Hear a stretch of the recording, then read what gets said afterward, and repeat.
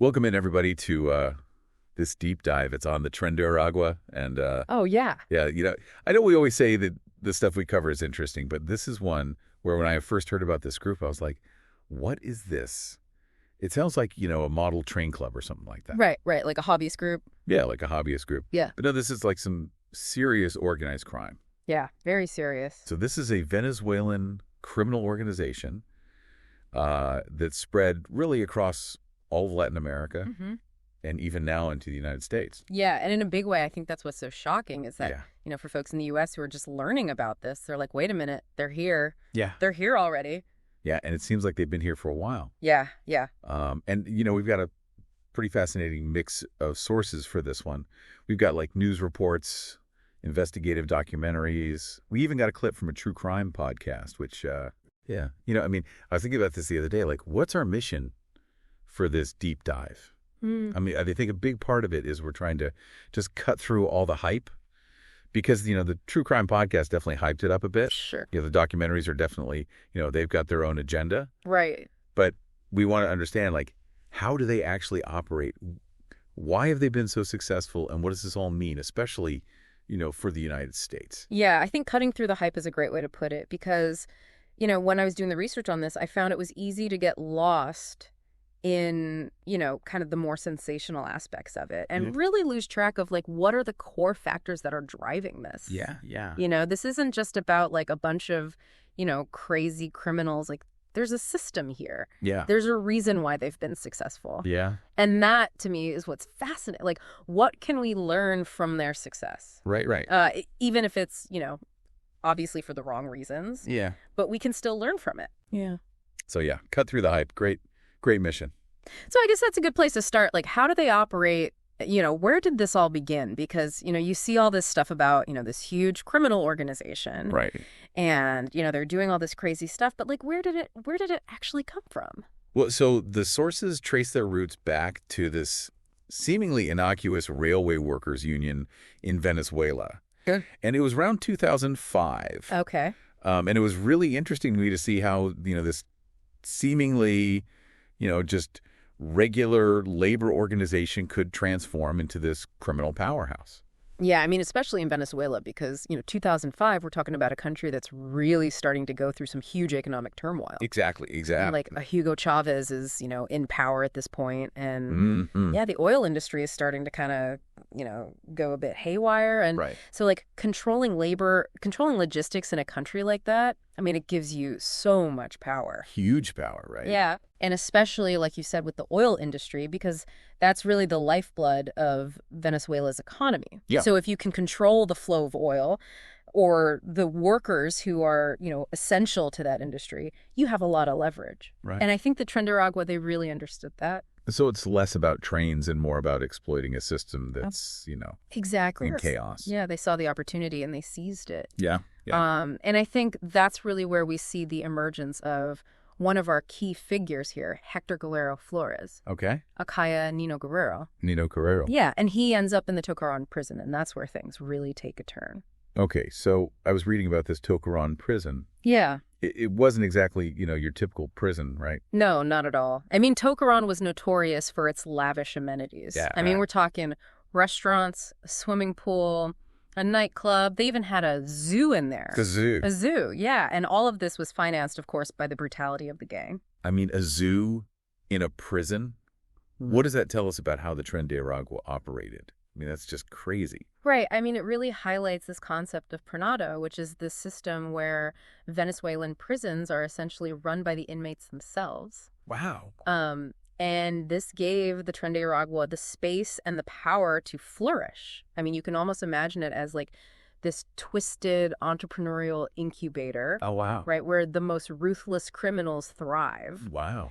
They had everything they needed within those prison walls to build their empire. Yeah, so Niño Guerrero, he kind of becomes the ultimate entrepreneur in this system, right? He rises to become like the Pran de Pran, is that? That's right. The kingpin of kingpins? Yeah, the kingpin among kingpins. Oh. And he really consolidated his power within the prison and then used that as a base to expand his operations outside. And their ambitions didn't stop at the prison walls, right? Well, not at all. Like they weren't content with just running this, cushy prison. They wanted more. Oh, yeah, they wanted it all. And they were willing to do whatever it took to get it. So how did they expand? I mean, did they break out of prison or? Well, so it's interesting. Their expansion really mirrored the flow of Venezuelan migrants who were fleeing the economic crisis. Okay. So they started locally in Aragua state. Okay. Then they spread throughout Venezuela. Mm-hmm. And then eventually they followed these migration routes across borders into Colombia, Peru, Brazil, even into Central America. So it's like they kind of followed the path of least resistance. Right, exactly. Preying on the most vulnerable people every step of the way. Yeah, it's a really dark side to the migrant crisis. They exploited the desperation of these migrants. Yeah.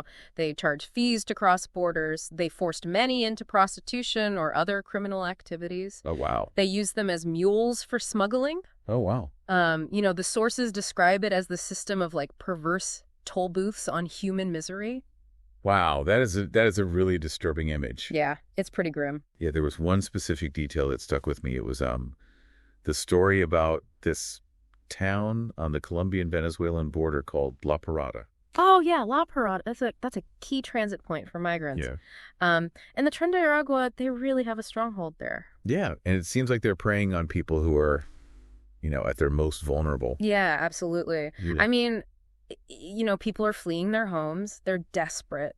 They're looking for a better life. Yeah. And the Tren de Aragua, they're there to exploit that desperation. Yeah. The documentaries you shared included some interviews with women who were tricked with promises of work. Oh, wow. They were told they could, be waitresses or something like that. Yeah. And then they ended up trapped in these brothels controlled by the Tren de Aragua. Wow. It's heartbreaking. Yeah, it's a really tragic situation. And it's not just, imposing their will.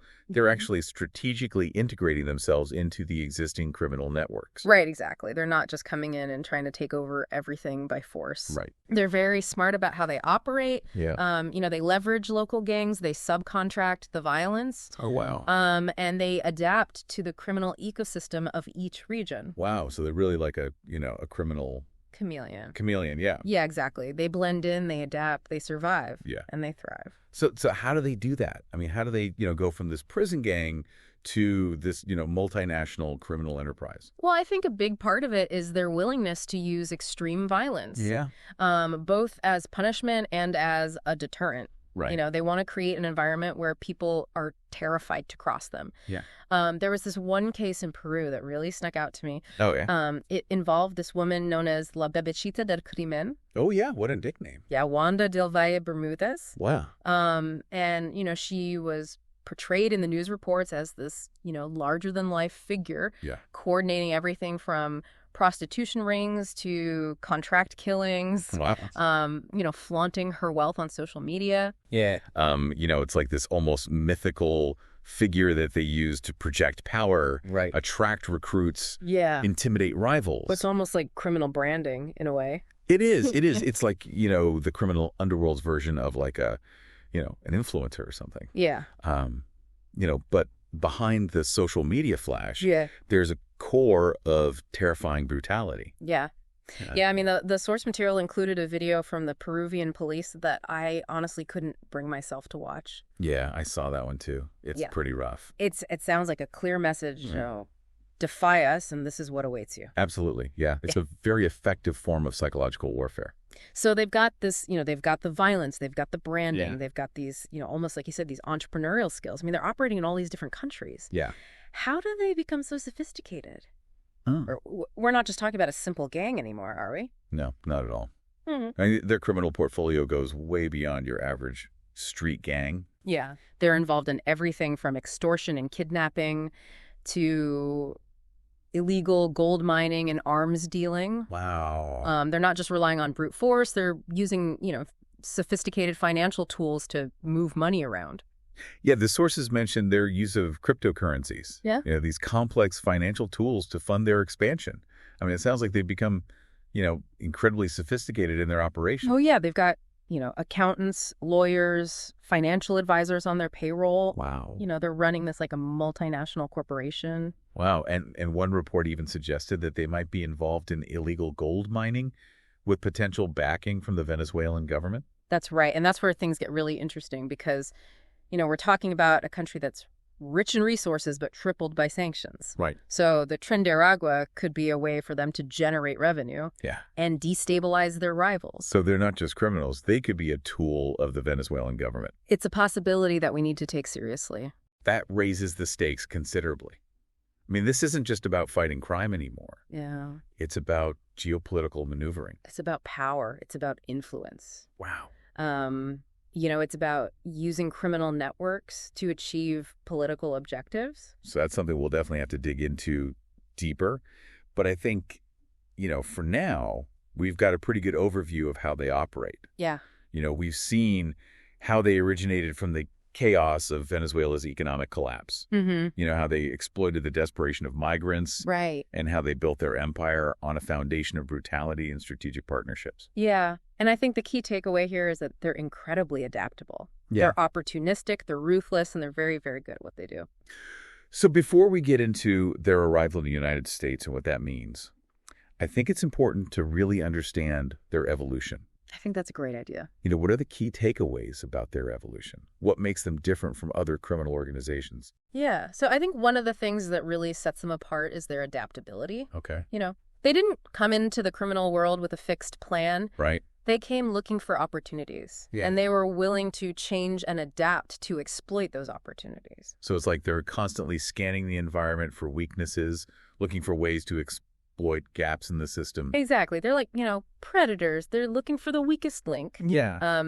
And they're not afraid to use any means necessary to achieve their goals. Yeah. Whether it's brute force, strategic alliances, sophisticated financial tools. Right. They're always looking for an edge. So it's this combination of adaptability, ruthlessness, and strategic thinking that makes them so dangerous. Exactly. And that's what makes them so difficult to combat. Yeah. And that leads us to the question of their arrival in the United States. Mm-hmm. What happened when this, force for chaos encountered the U.S.?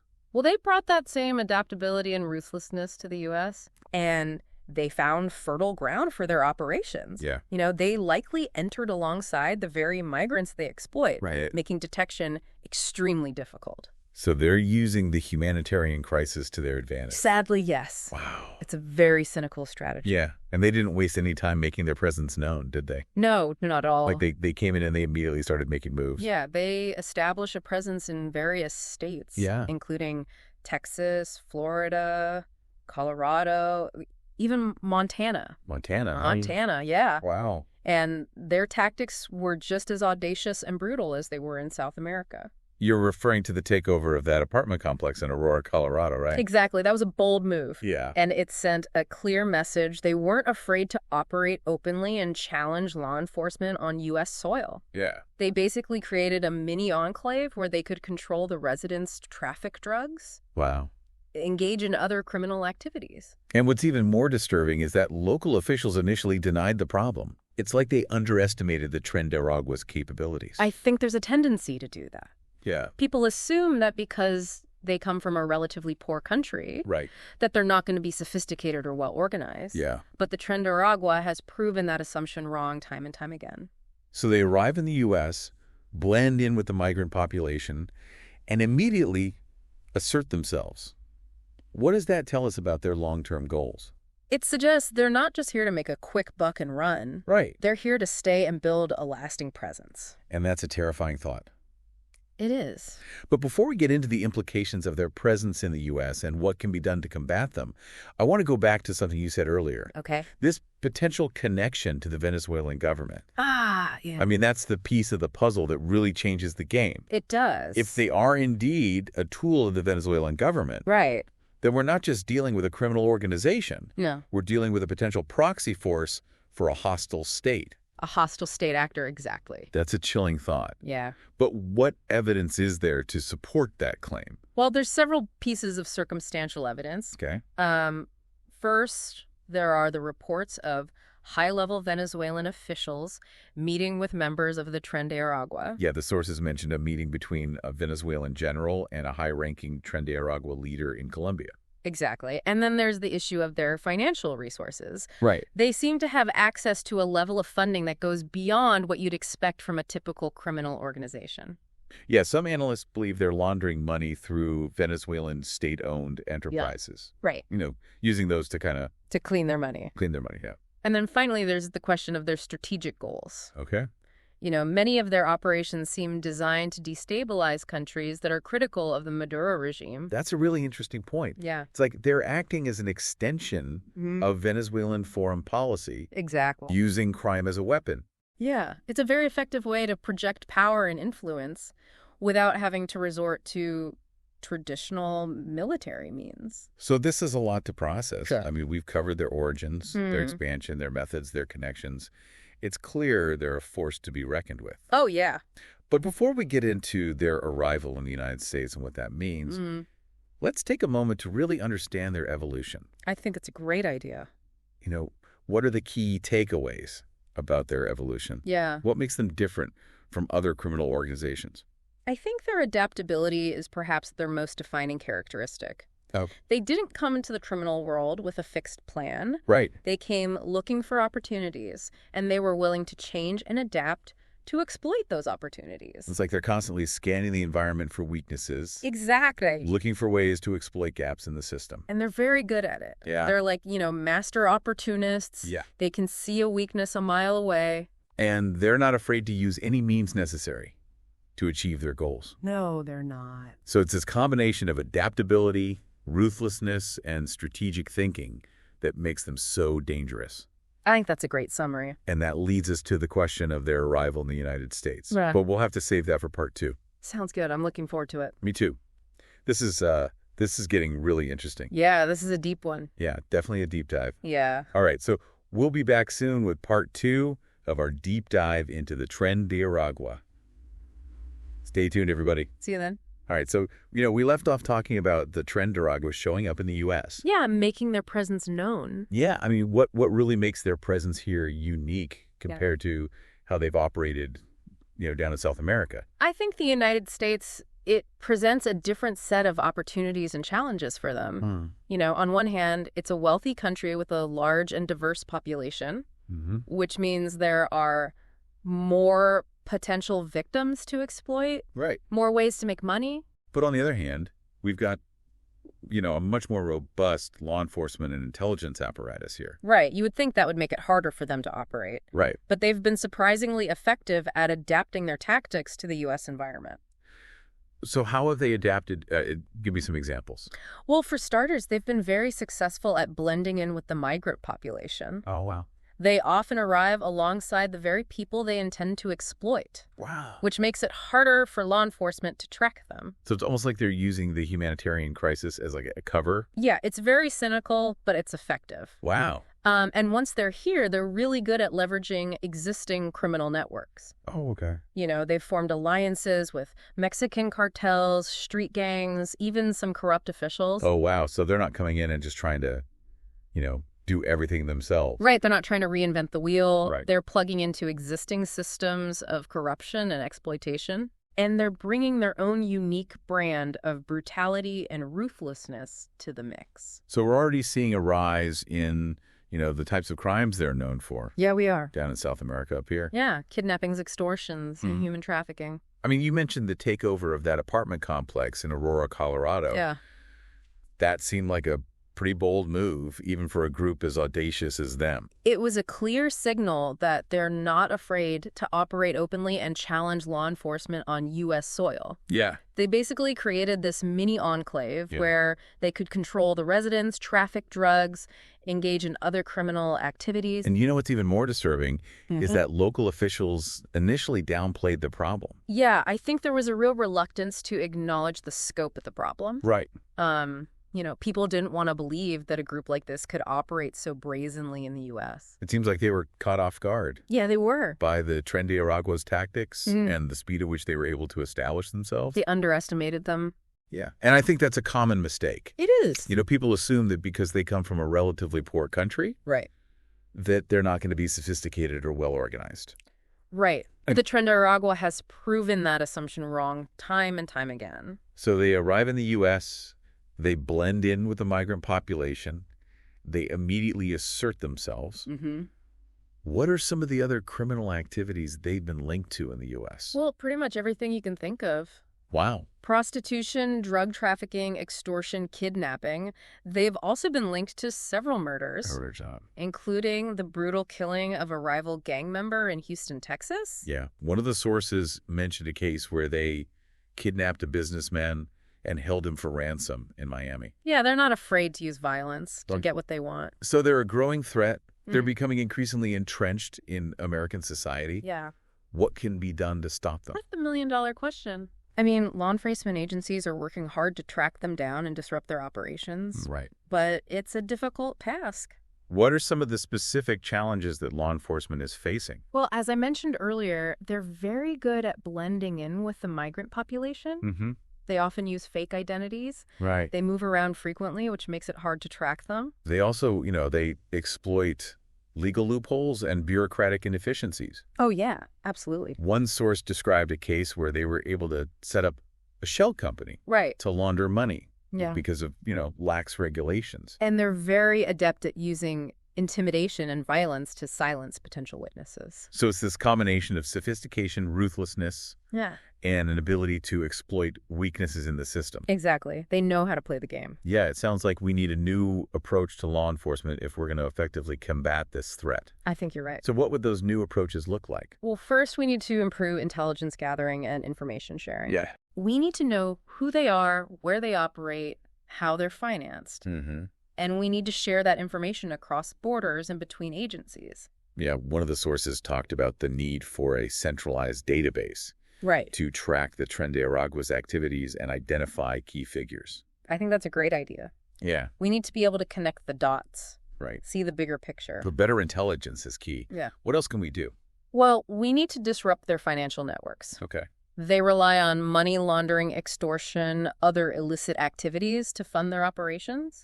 If we can cut off their financial lifeline, we can significantly weaken their ability to operate. Some analysts have suggested using our ICO statutes to target their assets and go after the businesses and individuals that help them launder money. That's a good approach. We need to hit them where it hurts their wallets. So better intelligence and financial disruption are crucial. What else can we do? We also need to build stronger relationships with communities. Yeah. The Tren de Aragua, they thrive on fear and silence. Right. They often target vulnerable populations who are afraid to speak out against them. So we need to create an environment where people feel safe coming forward with information. Exactly. That means building trust with communities, providing language access services, offering protection to witnesses. Yeah, one source mentioned the need for community outreach programs to educate people about the dangers of the Tren de Aragua and how to report suspicious activity. I think that's crucial.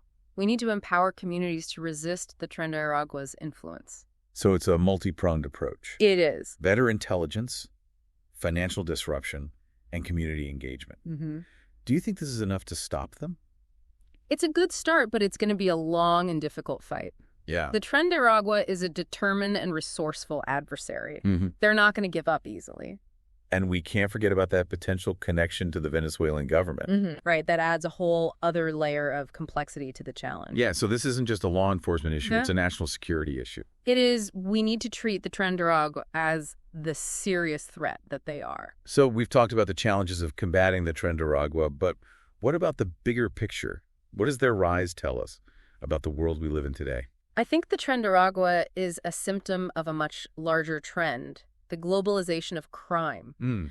Criminal organizations are no longer confined to national borders. They're operating across continents, exploiting weaknesses in the international system, taking advantage of the interconnectedness of the global economy. So it's like the dark side of globalization. Exactly. As the world becomes more interconnected, so does crime. Yeah. And the Tren de Aragua is like a prime example of this new breed of global criminal organization. They're adaptable, ruthless, technologically savvy, and they're not afraid to use violence to achieve their goals. So what does this mean for us? How do we protect ourselves in this new world of global crime? Well, first, we need to recognize that the old ways of doing things might not work anymore. We need to be more flexible, more adaptable, more willing to embrace new approaches. We need to think globally and act locally. Exactly. We need to cooperate across borders, share information, develop new strategies to counter these transnational criminal organizations. And we need to build a more resilient society? Yes. One that's less vulnerable to exploitation and corruption. Absolutely. We need to invest in our communities, strengthen our institutions, promote a culture of lawfulness. That sounds like a tall order. It is. But it's clear that we're facing a new era of challenges. We are. And we need to be prepared. You're absolutely right. The world is changing, and we need to change with it. Okay, so we've covered a lot of ground today. We've explored the Tren de Aragua's origins, their methods, their connections, and the challenges of combating them. And we've touched on the possibility that they might be a tool of the Venezuelan government. Yeah. But before we wrap up this part of our deep dive, I want to circle back to the question of solutions. We've talked about the need for better intelligence, financial disruption, and community engagement. But are there any other potential solutions that we haven't discussed yet? I think one area that deserves more attention is the role of technology. Okay. You know, the Tren de Aragua, like many other criminal organizations, is using technology to their advantage. Right. They're using social media to recruit members, encrypted messaging apps to communicate, cryptocurrencies to launder money. So we need to fight fire with fire. In a way, yes, we need to develop our own technological capabilities to counter their use of technology. What would that look like in practice? Well, for starters, we need to invest in better surveillance technology. Right. We need to be able to track their movements, monitor their communications, identify their financial transactions. Well, what about privacy concerns? Yeah, that's a valid concern. There's a delicate balance between security and freedom. Right. But we need to find a way to strike that balance. Yeah. We can't allow criminals to exploit our commitment to privacy. So better surveillance is one aspect. Yeah. What else can we do? We also need to develop better tools to combat cybercrime. You know, the Tren de Aragua is using the internet to commit fraud, steal identities, launch cyber attacks. Yeah, one source mentioned that they've been linked to several ransomware attacks on businesses in the U.S. Right. We need to build up our cyber defenses and develop the capacity to track down and prosecute cyber criminals. So it's about being more proactive in the cyber realm. Exactly. We can't afford to be reactive. We need to anticipate their moves and stay ahead of the curve. So technology is both a challenge and an opportunity. It is. We need to be smart about how we use it to combat the Tren de Aragua. Absolutely. Technology is a powerful tool, and we need to make sure we're using it to our advantage. Okay, so we've talked about intelligence, finance, community engagement, and technology. Are there any other potential solutions that we should consider? I think it's important to address the root causes of the problem. Okay. You know, the Tren de Aragua thrives on poverty, inequality, and corruption. If we want to truly defeat them, we need to create a more just and equitable world. That's a much bigger challenge than simply arresting criminals. It is. You're right. It's a systemic problem that requires a systemic solution. But it's a solution that we need to pursue if we want to create a world where groups like the Tren de Aragua can't flourish. Absolutely. We need to address the underlying conditions that create fertile ground for criminal organizations. Okay, so we've covered a lot of ground in this section.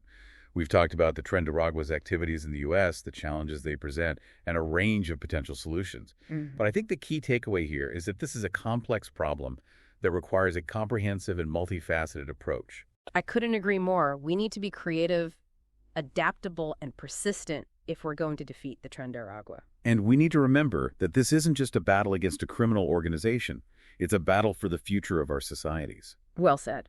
Okay, well, that's a great place to end this part of our deep dive. But before we move on to the final part, where we'll explore the geopolitical implications of the Tren de Aragua and discuss what the future might hold, I want to leave our listeners with one final thought. The Tren de Aragua might seem like a distant threat to some people, but they're a reminder that the world is becoming increasingly interconnected, and the challenges we face are no longer confined to national borders. So we need to be vigilant, we need to be informed, and we need to be prepared to work together to address these shared threats. That's an excellent point. We can't afford to be complacent. The Tren de Aragua is a wake-up call, and we need to heed its warning. Well said. And for our listeners, we'll be back soon with the final part of our deep dive into the Tren de Aragua. Stay tuned. All right, so we've gone pretty deep on the Tren de Aragua. I mean, their origins, their tactics, their spread across Latin America, and even into the U.S. But now I kind of want to go back to something you've hinted at before. Okay. This idea of them being like an actual tool of the Venezuelan government. Right. It's a disturbing thought, but I mean, the more we unpack this, the more it seems to fit, doesn't it? It's a theory that's gaining a lot of traction among analysts, policymakers, and, as you've gathered this wide array of sources, even I've started to see the connections more clearly. Yeah. You got to remember, Venezuela is a country in deep crisis. Mm-hmm. Their economy is crippled by sanctions and mismanagement. Right. The government's increasingly isolated on the world stage. So could the Tren de Aragua be a way for them to still project power and influence even as their traditional means of doing so have been diminished? It's almost like a shadow foreign policy. Right. Conducted through crime rather than diplomacy. It is. It's a very disturbing idea, but it does explain a lot.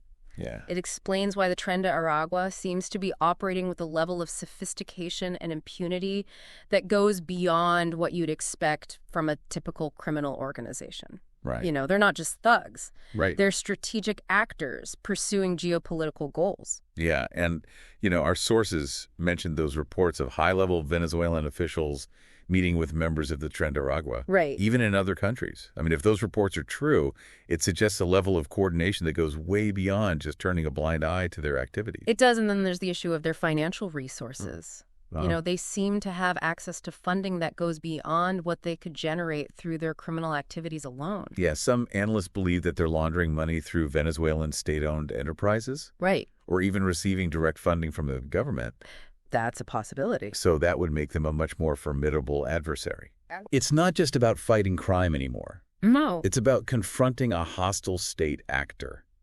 It's a whole different ballgame. Yeah, and it changes the calculus for how we respond. It does. If they are indeed a tool of the Venezuelan government, right, then traditional law enforcement tactics might not be enough. Right. We might need to consider more robust measures like sanctions, diplomatic pressure, or even military intervention. I mean, those are some pretty heavy options. They are. But it sounds like we're talking about a situation that could escalate quickly. Yes. And have serious consequences for regional stability. Absolutely. I mean, the Tren de Aragua's activities are already destabilizing countries throughout Latin America. Yeah. They're fueling violence, corruption, human trafficking. Right. And if they're allowed to continue unchecked, they could pose a serious threat to U.S. interests in the region and beyond. Okay, so let's just say worst case scenario. Yeah. We've got this group that's brutal, adaptable, well-funded, potentially connected to a hostile government. Right. What does that mean for the future? What's the worst case scenario here? Well, I think the worst case scenario is that the Tren de Aragua continues to grow and expand, becoming a major player in the global criminal underworld. Right. They could establish a permanent presence in the United States, creating chaos and instability in our communities. One source talked about the possibility of them forming alliances with other transnational criminal organizations. Right. Like Mexican cartels or even terrorist groups. I mean, imagine the havoc they could wreak if they combined forces and shared resources. That's a terrifying thought, and it's a very real possibility. So what can we do? What are the most effective ways to counter this threat? Well, as we discussed earlier, we need to take a multi-pronged approach. Right. We need to improve intelligence gathering, disrupt their financial networks, and build stronger relationships with communities. But we also need to be prepared to take more decisive action if necessary. Meaning we might need to consider military intervention. It's not something that should be taken lightly, but it's an option that we need to have on the table. Right. If the Tren de Aragua poses a direct threat to U.S. interests or the security of our allies, then we need to be prepared to use all the tools at our disposal to neutralize that threat. That's a sobering thought. It is. But it sounds like we're dealing with a situation that could have serious consequences if we don't take it seriously. I agree. We can't afford to ignore this threat.